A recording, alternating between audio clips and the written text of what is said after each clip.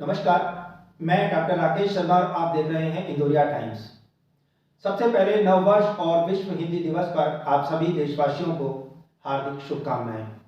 जी हाँ, जिस देश के बारे में ये कहा गया है कि सर पे हिमालय का छत्र है, चरणों में नदियां एकत्र है, हाथों में वेदों के पत्र है, देश नहीं ऐसा अन्यत्र है। तो वहीं मुझे याद है कि प्रथम स्क्वाड्रन लीडर राकेश शर्मा से जब तत्कालीन प्रधानमंत्री इंदिरा गांधी ने ये पूछा कि राकेश तुम्हें ऊपर से हिंदुस्तान कैसा नजर आता है, तो उन्होंने कहा था, सारे जहां से अच्छा हिंदुस्तान हमारा, हम बुलबुले हैं इसकी, ये गुलसिता हमारा। और उसके आगे की पंक्ति की यदि बात करें तो उसी में एक पंक्ति ये भी शामिल थी, हिंदी है हम वतन है हिंदुस्तान हमारा। हिंदुस्तान की यदि अपनी कोई मातृभाषा है, उसे यदि राजभाषा का यदि दर्जा मिला है तो वो हिंदी है, जिस पर हर एक व्यक्ति को गर्व होना चाहिए, गर्व से कहना चाहिए कि भारत मेरा देश है और देश की जो एक मातृभाषा है उसका नाम हिंदी है। क्या आप जानते हैं कि 15 अगस्त 1947 को देश की आजादी के बाद 14 सितंबर 1949 को संविधान सभा के अंतर्गत सर्वसम्मति से हिंदी को राजभाषा के रूप में स्वीकार किया गया था और तभी से 14 सितंबर को राष्ट्रीय हिंदी दिवस के रूप में मनाया जाता रहा है। तो आप यह भी जानते होंगे 10 जनवरी 1975 को नागपुर में विश्व हिंदी सम्मेलन का जो शुरुआत की गई थी वो तत्कालीन प्रधानमंत्री इंदिरा गांधी के द्वारा की गई थी।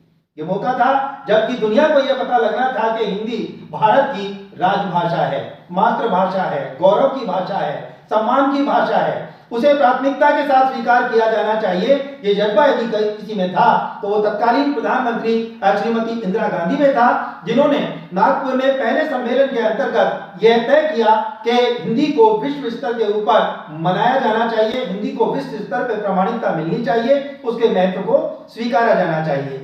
तभी से 10 जनवरी को विश्व हिंदी दिवस के रूप में मनाया जाता रहा है। और आपको बताएं कि वो पहला सम्मेलन जिसके अंतर्गत 22 देशों के 122 प्रतिनिधि शामिल हुए। बहुत गर्व की बात है कि बात यदि हम 1975 की करते हैं और 22 देशों के 122 प्रतिनिधि इस सम्मेलन में शामिल हो और वो अनवरत रूप से आज भी 10 जनवरी 2024 के अंतर्गत आज भी सम्मान मनाया जाता रहा हो, तो आप समझ सकते हैं कि हिंदुस्तान की ये भाषा की जड़ें कितनी मजबूत रही होंगी। 14 सितंबर को राष्ट्रीय हिंदी दिवस के रूप में मनाया जाना चाहिए। यह दिन हिंदी को समर्पित होना चाहिए। ये मैं नहीं बल्कि सहस्त्राब्दी हिंदी सेवी सम्मान से नवाजे गए स्वर्गीय डॉक्टर महावीर प्रसाद शर्मा का कहना था। आप ये मानते हैं कि हिंदी वह सहज सरल भाषा है जिसके अंतर्गत कोई भी व्यक्ति न केवल अपनी मानसिक शारीरिक पीड़ा को बल्कि अपने मनोभावों को बहुत सहज तरीके से उजागर कर सकता है। बात यदि आज के सोशल मीडिया की करें तो उसके अंतर्गत आज हिंदी भाषी लोगों के द्वारा हिंदी के प्रति अपना जज्बा व्यक्त करते हुए ही बनता है। आप कहते हैं हिंदी एकमात्र ऐसी भाषा है जो अनपढ़ से शुरू होती है और ज्ञानी पर समाप्त हो जाती है। तो वहीं दूसरे व्यक्ति कहते हैं कि हिंदी भारत की कई महान भाषाओं में से एक है और हमें इस पर गर्व है। चलिए आपको लिए चलते हैं स्टूडियो में, जहां हमारे साथ मौजूद हैं वेदों पर रिसर्च करने वाली डॉक्टर श्रद्धा चौहान। डॉक्टर श्रद्धा चौहान जिन्हें न केवल वेदों के ऊपर माहिरात हासिल है, जो हिंदी को हिंदुत्व से और हिंदुस्तान से जोड़कर कुछ इस तरह से देखती हैं कि देखते ही बनता है। डॉक्टर श्रद्धा चौहान जो अपनी बेबाकी के लिए जानी जाती हैं, जिनका मानना है कि यदि हिंदी को हमें मानना है तो सबसे पहले हिंदुत्व पे हमें गर्व होना चाहिए, तभी हम आज के दिन को मनाए जाने की सार्थकता को महसूस कर सकते हैं। वर्ष 2024 और नववर्ष पे सबसे पहले तमाम लोगों को नववर्ष की हार्दिक शुभकामनाएं। और आज जिस मुबारक मौके पर हम आज आप लोगों से मुखातिब हैं, वो दिन है आज विश्व हिंदी दिवस। ये आखिर विश्व हिंदी दिवस मनाए जाने की आवश्यकता क्यों पड़ गई है, क्या इसकी उपयोगिता है, कितना ये प्रासंगिक है, इन तमाम विषयों के ऊपर चर्चा करने के लिए आज हमारे साथ स्टूडियो में मौजूद है डॉक्टर श्रद्धा चौहान। डॉक्टर साहब आपका स्टूडियो में स्वागत है, अभिनंदन है। जैसा कि मैंने आपको कहा कि विश्व हिंदी दिवस आज 10 जनवरी को हम लोग मनाने जा रहे हैं। इसकी शुरुआत भी कभी ना कभी जरूर हुई होगी और इसी तरह से विश्व लेवल पर जब हिंदी को अपनाया गया उससे पहले कहीं ना कहीं शुरुआत राष्ट्रीय स्तर पर जरूर रही होगी। तो राष्ट्रीय स्तर की यदि हम बात करें तो 15 अगस्त सन 1947 को देश की आजादी के बाद वो पहला मौका था जबकि संविधान सभा के अंतर्गत 14 सितंबर 1949 को सबसे पहले हिंदी को राष्ट्रभाषा के रूप में अपनाया गया। और तभी से राष्ट्रीय स्तर पर यदि हम बात करें तो राष्ट्रीय हिंदी दिवस के रूप में 14 सितंबर 1949 से लेकर अनवरत रूप से आज वर्ष 2024 में हम जब आन खड़े हुए हैं, तब भी हिंदी दिवस का राष्ट्रीय महत्व यदि कहीं रह जाता है तो वो 14 सितंबर 1949 से लेकर के टिल डेट तक 2024 तक माना जा सकता है। ठीक इसी प्रकार आजादी के बाद का दौर जैसे ही समाप्त हुआ, उसके बाद वो पहला मौका था जबकि तत्कालीन प्रधानमंत्री श्रीमती इंदिरा गांधी ने 10 जनवरी 1975 में नागपुर में एक सम्मेलन के दौरान इसे विश्व हिंदी दिवस के रूप में इसका आयोजन किया और आयोजन करने के बाद से लेकर हर वर्ष 10 जनवरी को विश्व हिंदी दिवस के रूप में मनाया जाता है आज का ये दिन विशेष। इन तमाम चीजों पे हम चर्चा करेंगे। डॉक्टर साहब, जिस तरह से हम मानते हैं कि विश्व हिंदी दिवस आज है और अपने ही भाषा को, अपनी ही मातृभाषा को हमें एक पर्टिकुलर दिन में मनाने की आवश्यकता जो आन पड़ी है और वर्षों से हम लोग इसकी पुनरावृत्ति करते आ रहे हैं, दिन मनाते आ रहे हैं, आपको लगता है कि इस दिन विशेष की उपयोगिता का कोई बाद में पब्लिक को फायदा होता? राकेश जी, आपने बहुत अच्छा प्रश्न किया। हिंदी जो है हमारी राष्ट्रभाषा है और अधिकांश लोगों की मातृभाषा भी है। तो मेरी मातृभाषा है, तो मैं तो ये कहूँगी कि जब हम कहें कि हिंदी क्या है, हिंदी भारत माँ के भाल की बिंदी है। जिस तरह से महिलाओं के भाल के ऊपर बिंदी सुशोभित होती है, ऐसे ही हमारे राष्ट्र के साथ में हिंदी सुशोभित होती है। भारत माँ के भाल की बिंदी हमारी भाषा, राष्ट्रभाषा केवल हिंदी। जब हम पढ़ते थे तो हम ये स्लोगन करा, जो प्रभात फेरियाँ होती थी उसमें हम ये स्लोगन करते थे। डॉक्टर साहब ने बताया कि किस तरह से हिंदी जो है वो भारत माता के एक तरह से भाल की बिंदी है और उस पर फिल्म डायरेक्टर की मुझे उस गीत की पंक्तियां याद आती हैं, ये दुनिया, पंक्तियां याद आती हैं, ये दुनिया एक दुल्हन, दुल्हन माथे की बिंदिया, ये मेरा इंडिया। बात यदि इंडिया की हो, बात यदि इसकी मातृभाषा की हो, तो भाल पर बिंदी हो और उसकी मातृभाषा के रूप में उसकी शोभा बन जाए तो बात कुछ और है। आपने जिस तरह से उस बात को हिंदी से, संस्कृत से कनेक्ट करने की कोशिश की है और मैक्स मूलर की बात को आपने कोट किया है और ये माना है कि दुनिया की सबसे पुरानी यदि कोई भाषा है, कोई बेसिक भाषा है, मूल भाषा है जिसके अंतर्गत हिंदुत्व को समझा जा सकता है, भारतीय संस्कृति और परंपराओं को समझा जा सकता है, तो वो केवल और केवल संस्कृत के बाद हिंदी है। मैं डॉक्टर साहब आपसे ये जानना चाहूँगा कि अभी आगामी 22 जनवरी जो है अपने आप में एक बहुत बड़ा ऐतिहासिक दिवस माना जा रहा है, जबकि वर्षों पुराना जो एक विवाद चला आ रहा था राम प्रभु के मंदिर का, उसको लेकर पहली बार हिंदुस्तान में हिंदुत्व का, भगवा का एक रंग देखने को मिल रहा है और एक व्यक्ति बार बार नहीं, हर बार ये महसूस करता देखा जा सकता है कि गर्व से कहो हम हिंदू हैं। तो हिंदुत्व का, हिंदू का, हिंदुस्तान का आखिर इस मातृभाषा हिंदी से क्या कनेक्शन है, क्या कनेक्टिविटी है इसकी? देखिए, हिंदी और हिंदुत्व, हिंदू जो है या हिंदुत्व कहें या इसको हम कहें प्रगतिशील भारतीयता, ये हमारी जीवन पद्धति है। इसी तरीके से जब हम साधना पद्धति, अपनी साधना करते हैं अपने जीवन में और अपने अन्नमय कोश से प्राणमय कोश, मनोमय कोश, विज्ञानमय कोश में होते हुए उस स्थिति पे पहुंचते हैं जहाँ हमारी जड़ता, विवेक की जो है, बुद्धि की जड़ता जो है समाप्त हो जाती है, तो हम हिंदू कहलाने के अधिकारी होते हैं। ऐसे नहीं, और हिंदू बन गए तो ये जो हमारी जीवन पद्धति है वो हमारे, उसको हम हिंदुत्व, ये हमारी विचारधारा है, हिंदुत्व की विचारधारा, ये किसी का नुकसान करने वाली नहीं है, प्रत्येक व्यक्ति के अंदर है। ये बड़ी बात है। संस्कृत हमारी माता है ना, लेकिन उसको और सरल रूप से समझाने के लिए हिंदी भाषा का विकास हुआ। ये हमारे ऋषियों की दी हुई देन थी कि उसने इस तरीके से विकास किया और वो हिंदी यहीं तक नहीं रही।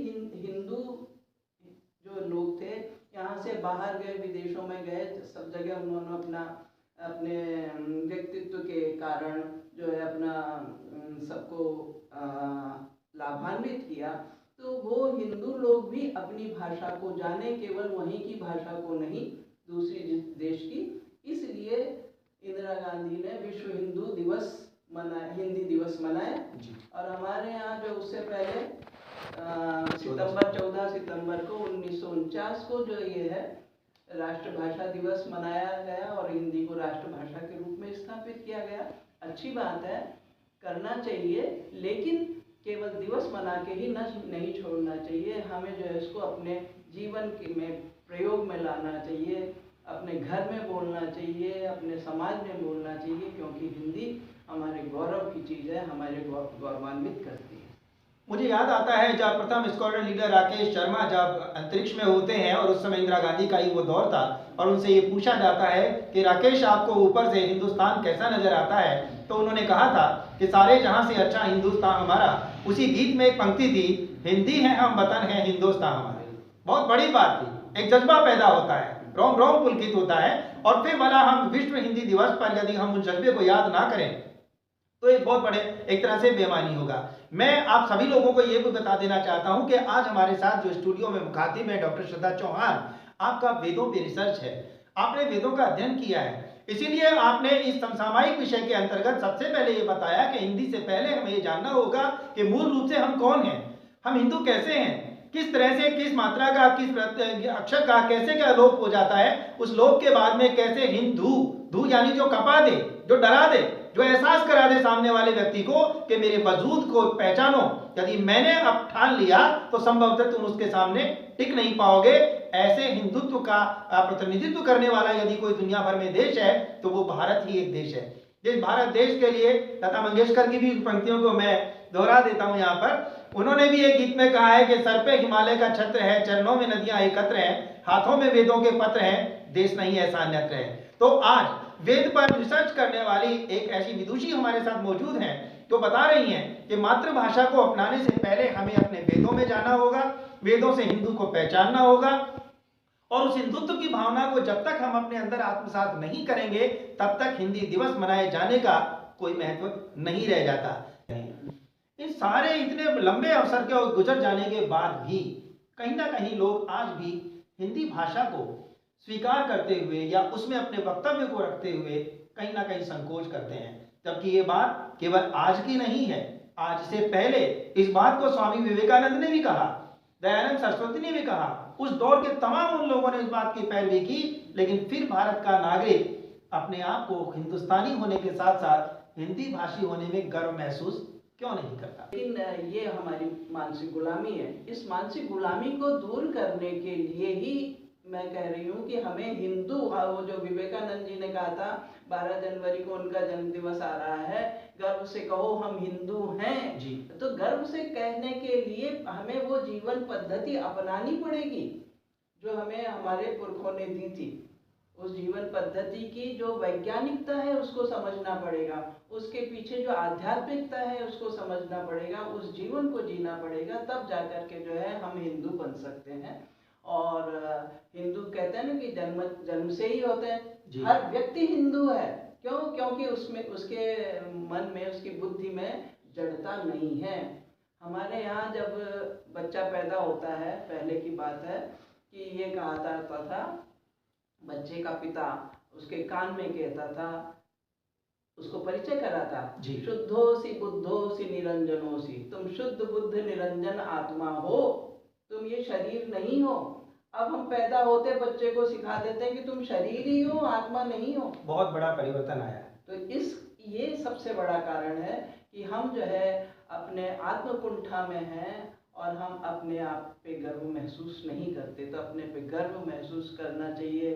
ये नहीं कि ये जो मैंने धर्मनिरपेक्षता वाली बात जो कह दी गई है उससे हम और संकोच में आ गए। तो धर्म निरपेक्ष, अरे भाई हर एक व्यक्ति धर्म सापेक्ष है। अगर आप कर्तव्य नहीं करेंगे तो ये तो आप विधर्मी हो गए, आपने जो मनुष्य का धर्म है उसको छोड़ दिया। धर्म का मतलब पूजा पद्धति नहीं है राकेश जी।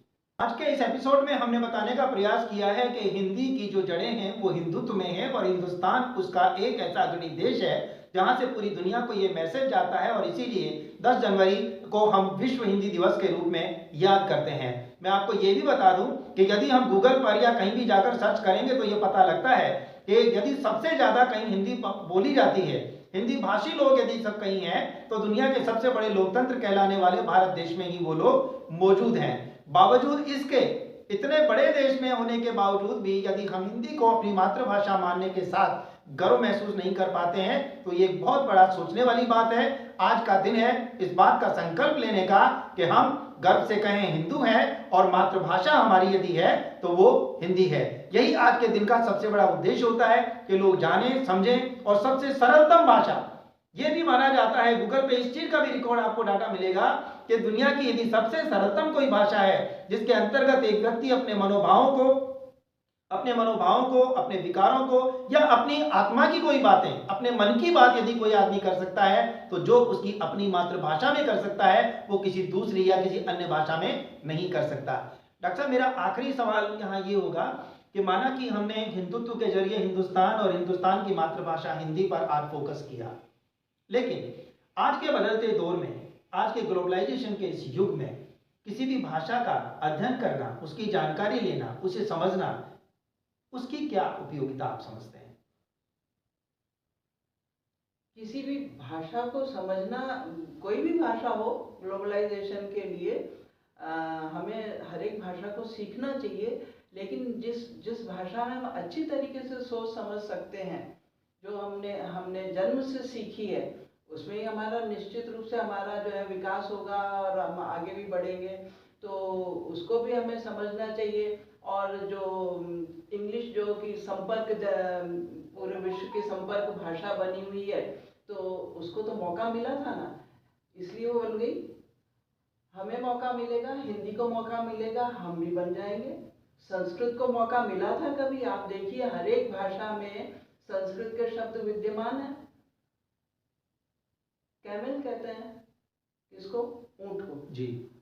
संस्कृत में कहते हैं क्रमेलकः, क्रमम मेलति, क्रम पूर्वक चलता है आगे पीछे। ये तो हम क्यों नहीं अपनी भाषा के द्वारा आगे बढ़ सकते हैं? हमारी भाषा भी वैसी ही संपर्क भाषा बन सकती है जैसी इंग्लिश, क्योंकि उस समय उनका समय था वो जी। और उन्होंने जो है कहते हैं कि सूर्य ही अस्त नहीं होता था अंग्रेजी राज्य का, तो वो सब जगह फैल गई।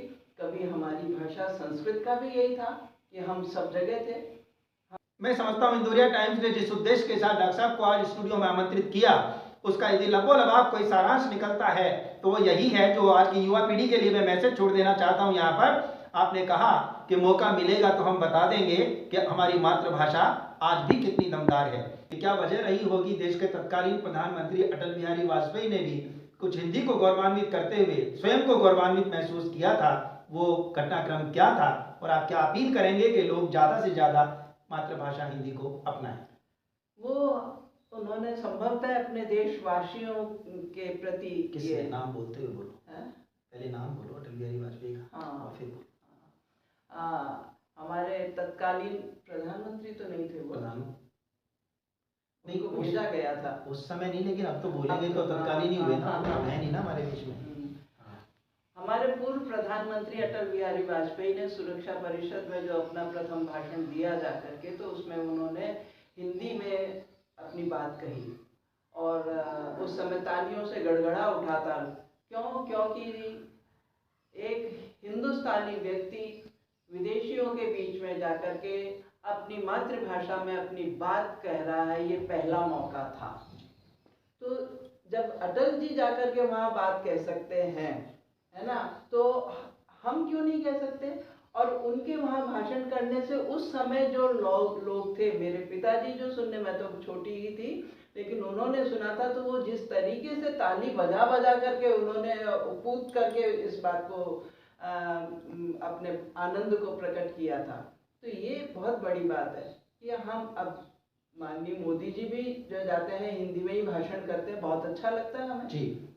और उनकी एक ये बात भी कहेंगे, वैसे विषयांतर हो जाएगा, कि उनकी इंग्लिश इतनी अच्छी नहीं थी, लेकिन उन्होंने इंग्लिश सीखी और इंग्लिश में भाषण भी देते हैं, ये भी बड़ी बात है।